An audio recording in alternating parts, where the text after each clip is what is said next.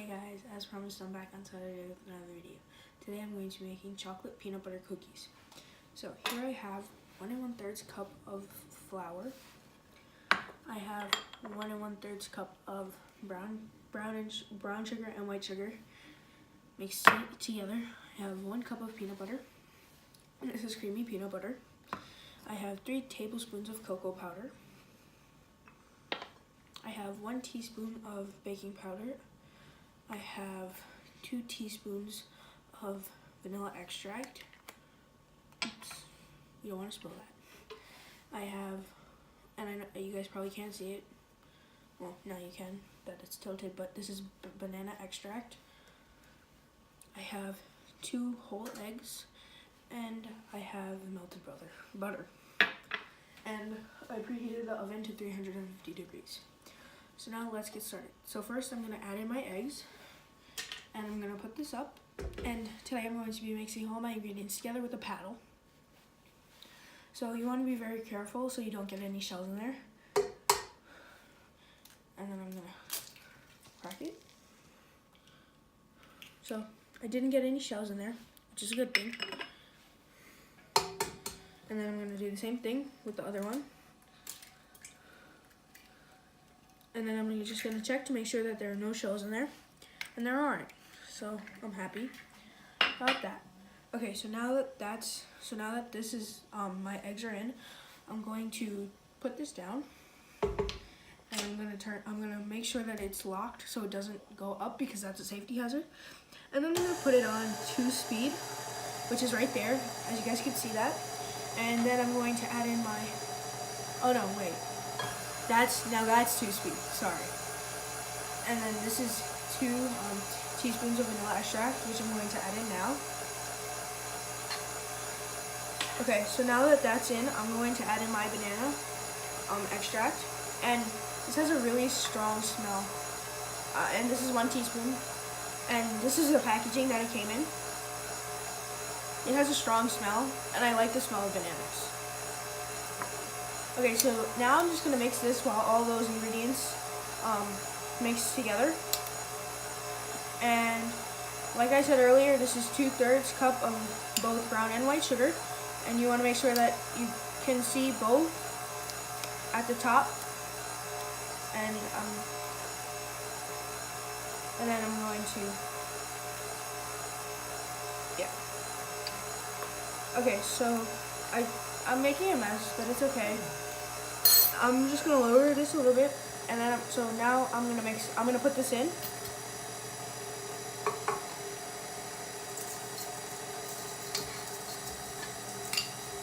And then just like that.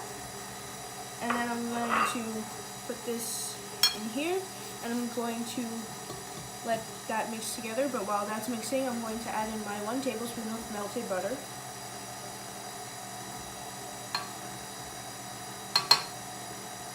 And yeah, so we're gonna let this mix together, and then I'm gonna take my spoon to take out all the peanut butter because it's sticky and I don't want it to get all over my hands. So you're gonna use your spoon, and you're going to scrape out all the peanut butter and try to get it into the mixer. And you might have to do that by scraping it, getting it on the spoon, and then putting it into the mixer like this, and like kind of bang it against the side so that it comes off. And I'm going to try and get all of the peanut butter so that we do have peanut butter chocolate cookies.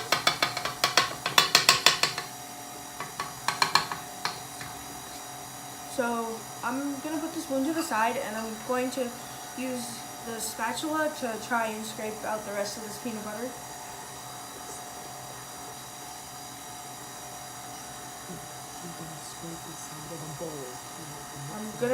So after I finish scraping the inside of this, which I did, and then it's on the spatula, I'm now going to scrape the side of the bowl and then try to get it in. Okay, so now that that's in, I'm just going to put the spatula to the side so that I could use it later. I'm going to mix together my baking powder and my cocoa powder in with my flour because you want it all to go in around the same time. So in order for that to happen, you would have to mix both the cocoa powder and the baking powder with your flour.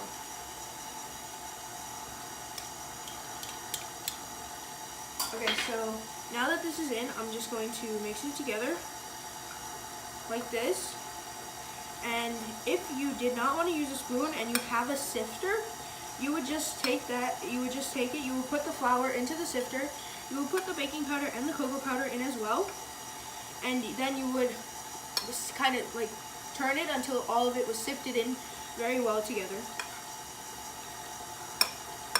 And you want to make sure that you get all of the cocoa powder incorporated with the flour. And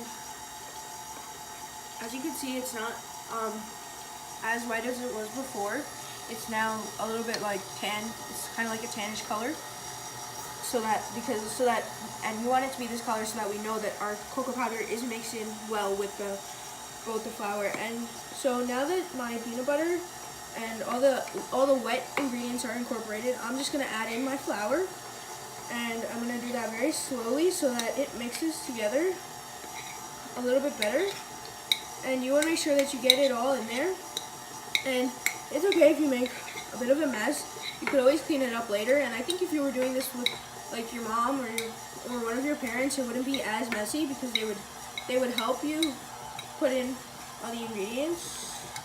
So now that most of it is in, I just have a little bit left, but we don't really need it all. I'm gonna put that to the side, and then I'm just gonna, because some of it landed on my melon baller, I just put that in.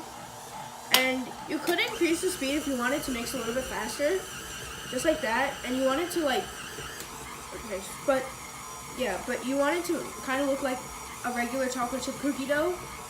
Okay, so I think this is done now. And this is what it looks like.